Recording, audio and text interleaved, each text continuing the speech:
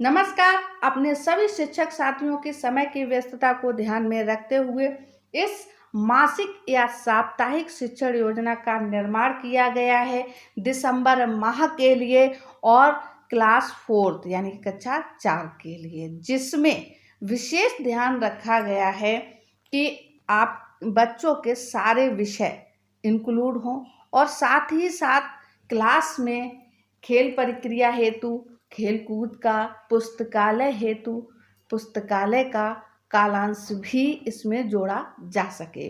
तो इस शिक्षक डायरी में जो भी कंटेंट लिया गया है वो बहुत ही सावधानी से लिया गया है, जिसमें शासन द्वारा पहले से ही पाठ्य पुस्तक में जो मासिक विभाजन दिया गया है उसको भी ध्यान में रखा गया है और साथ ही साथ जो रेमेडियल टीचिंग चल रही है बच्चों में, तो उसका भी ध्यान रखते हुए इसका काल विभाजन किया गया है।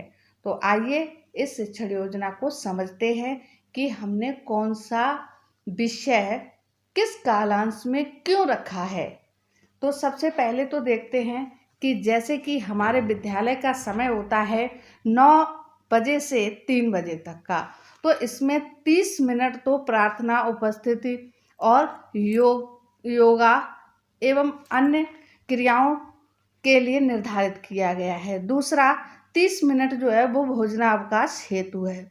हालांकि बेसिक स्कूलों में 30 मिनट में भोजनावकाश संभव नहीं है, इसीलिए फिफ्थ और सिक्स जो कालांश है वो पुस्तकालय और खेलकूद के रखे हैं, ताकि भोजनावकाश के समय अगर कुछ समय ज़्यादा लगता है तो शिक्षण कार्य में कोई बाधा ना हो, शिक्षण कार्य प्रभावित ना हो।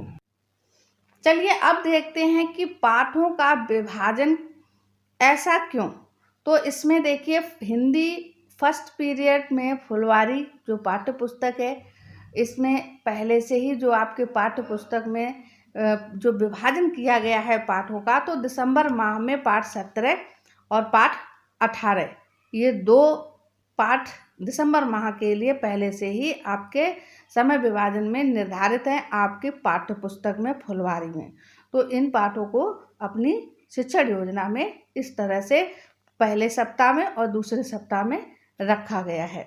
तीसरे सप्ताह में इन दोनों पाठों को यानी पाठ 17 और पाठ 18 को पुनरावृत्ति हेतु इसमें अंकित कर दिया है, ताकि बच्चों का उन्होंने इसको अच्छे से पढ़ा है, याद किया है या नहीं, उसको भली भांति तीसरे सप्ताह में आप आराम से, एक सप्ताह में 7 दिन होते हैं, तो आप अच्छे से पाठ 17 और पाठ 18 जो 15 दिन में या 14 दिन में जो आपने कंटेंट कराया है उसको भली बात चेक कर सकते हैं और बच्चों को भी स्मरण करा सकते हैं।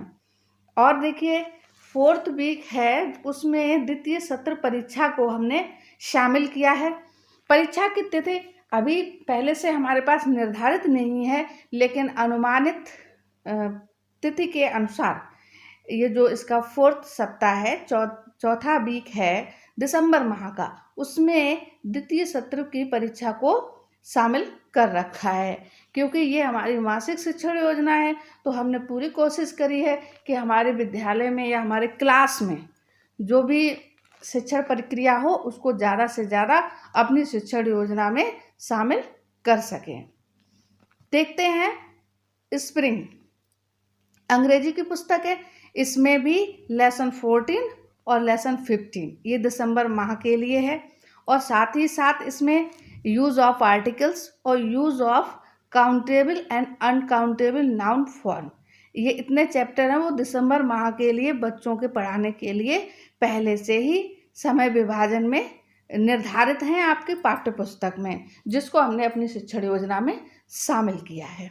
आगे देखते हैं गणित जो कि अंक जगत की पुस्तक है, जिसका नाम अंक जगत है, इसमें लेसन 6 गुणा और लेसन 7 भाग ये दिसंबर माह के लिए निर्धारित है, और इनको हमने 2 सप्ताह में अलग अलग इस तरह से फर्स्ट वीक में गुणा और सेकंड वीक में भाग इनको रखा है, और थर्ड वीक में गुणा भाग का रिवीजन।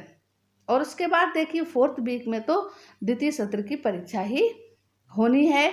आगे देखते हैं पर्यावरण में दिसंबर माह के लिए जो आपके पाठ्य पुस्तक में चैप्टर हैं वो 14 लतिका की डायरी, और आगे इसमें दूसरे वीक में देखते हैं पर्यावरण में कितना सीखा, पार्ट 3 ये है।